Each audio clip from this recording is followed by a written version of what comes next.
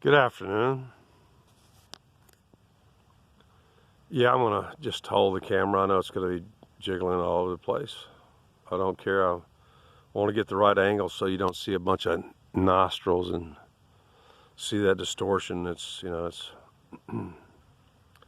these flat lens cameras distort the hell out of things. And yes, my fingers are stained from smoking and working.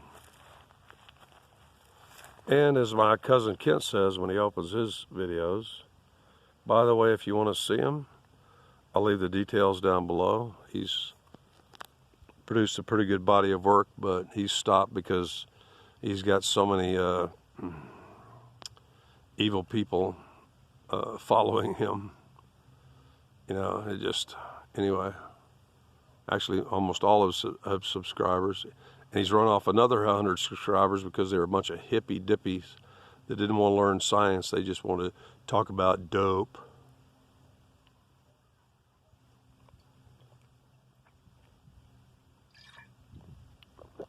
Oh, it's so nice out here in the sun. Up on the shade, you need several layers. It's still pretty chilly. And actually the ambient temperature right now is only about 60 degrees. That's why I still have on a jacket. So I want to talk about, because it was so critical in my understanding.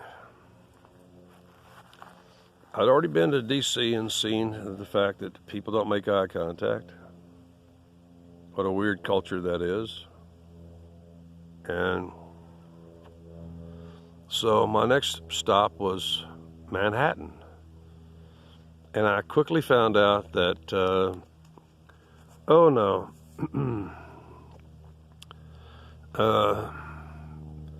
any rentals under $500 a night or whatever were just, I'm sorry. I can do and have been a master of urban camping for most of my life. I can find those spots that nobody else can find and you'd be completely nuh-uh. And even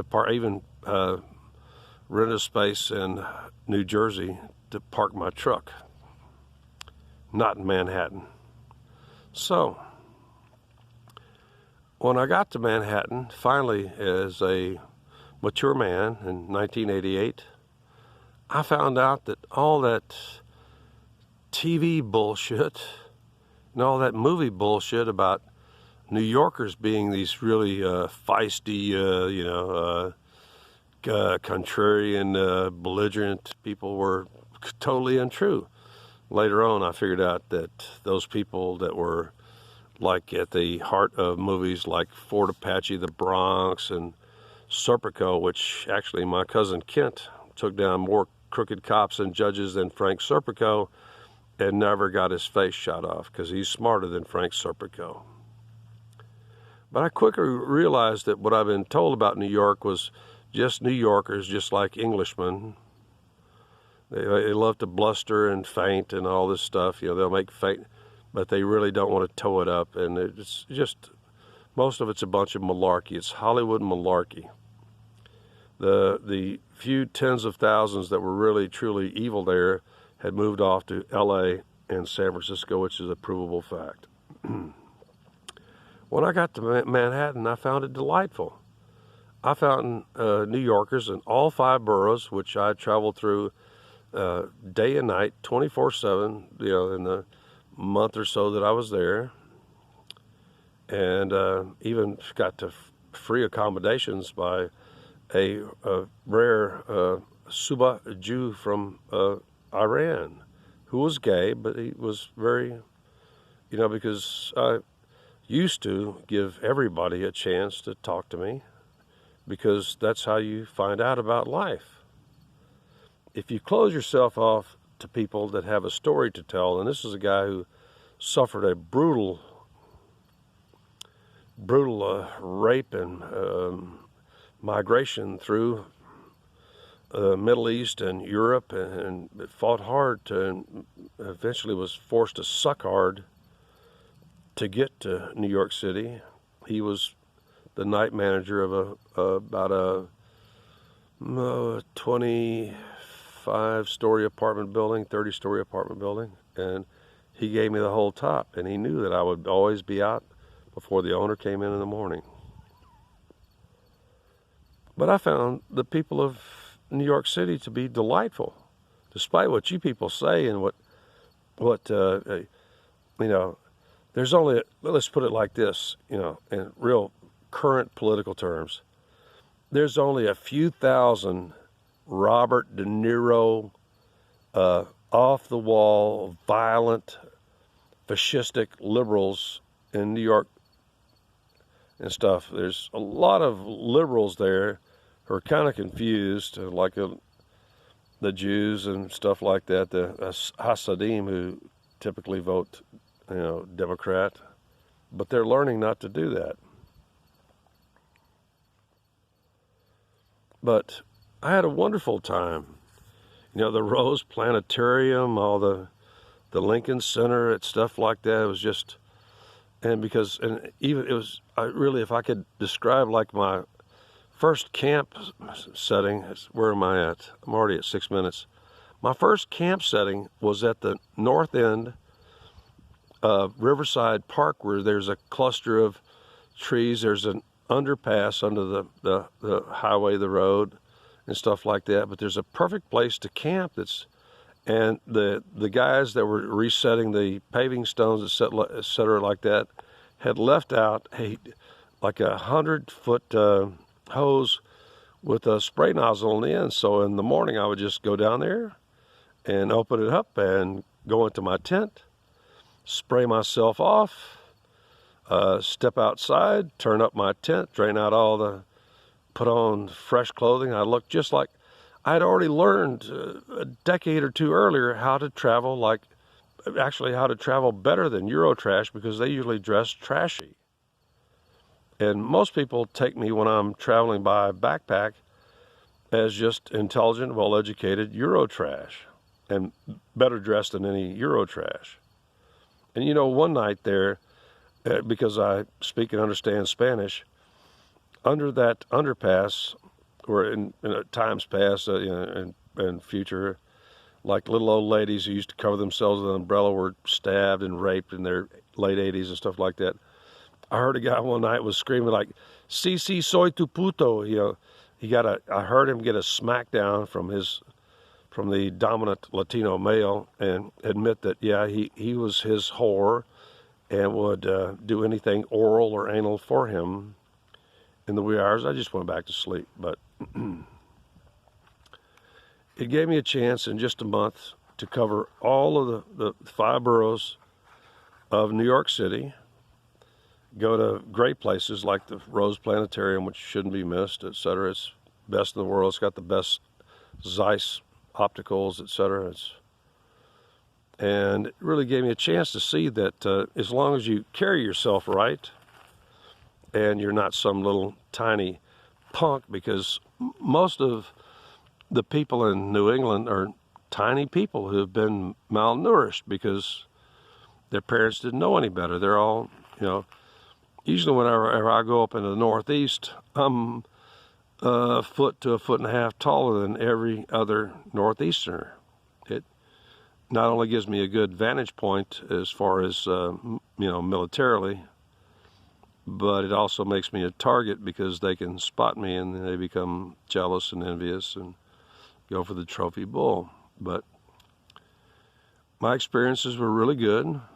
After 9/11, I noticed a deep depression crawling over them, and then a year or two later, I noticed that almost every cabbie in New York, and instead of the Jewish hot dog, Sabret hot dogs, kosher hot dogs,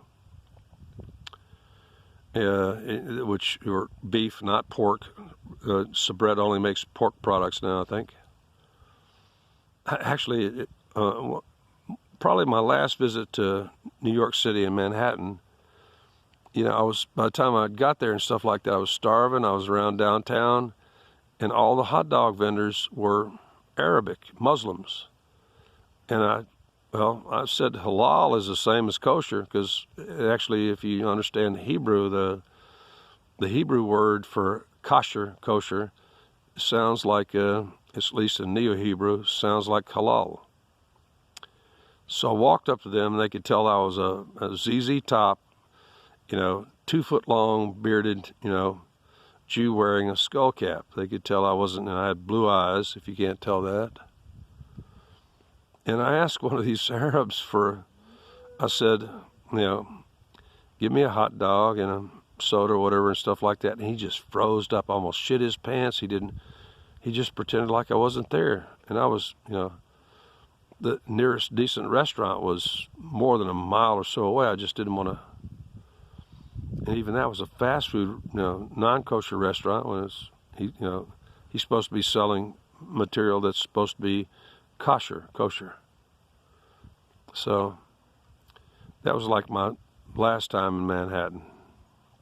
But early on, I noticed that the people of New York were actually very friendly and friendly conversationalists. They weren't anything like what the media, TV and Hollywood had portrayed as a bunch of obnoxious, and what you still see, and even on YouTube, you only see the people that are real obnoxious and violent and stuff like that. They're about the same percentage, or about, it's just a nominal amount of people. It's negligible. Even one day, because I've always been picky about food and stuff, although I used to eat, especially as an athlete, I used to eat an enormous amount of food, but it was specially prepared for me by the university. I used to actually consume 80 pounds of liquids and solids a day, and still gain muscle mass, lose fat, and lose, overall total weight. It was amazing. If you really don't listen to, like my cousin Kent says, don't listen to health experts. They don't know anything. They don't have any real world experience and no training in biochemistry or food chemistry. So, and I've always, like in New York City, I've always done business, even though I'm maybe wearing a skull cap, which is actually right here. Didn't put it on.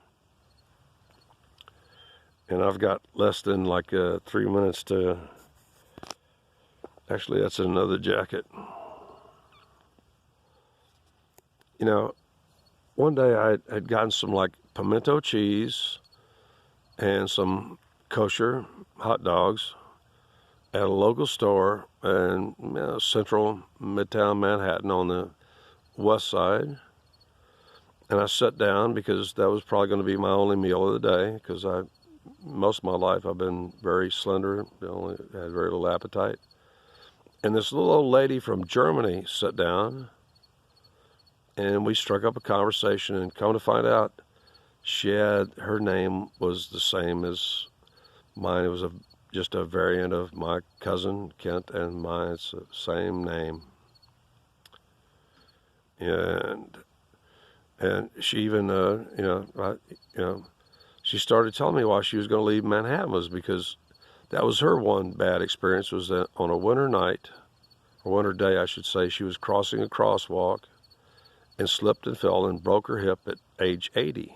And this was a very vigorous old German woman. And she said she begged people, and everybody just passed her by, and took her hours to get an ambulance and get to the hospital.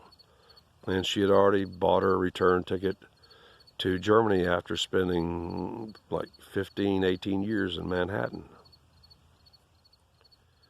And, she could see that she said, I asked her, would you like to have some? And I would push a hot dog out through the opening from the bottom, would never touch it. She knew I was a German Jew. And then let her dip it, just as I had, in the pimento cheese. So I shared dinner with a woman that was very charming and was one of the few people to ever give me a negative report about Manhattan. I'm now at 15 minutes. I'm out.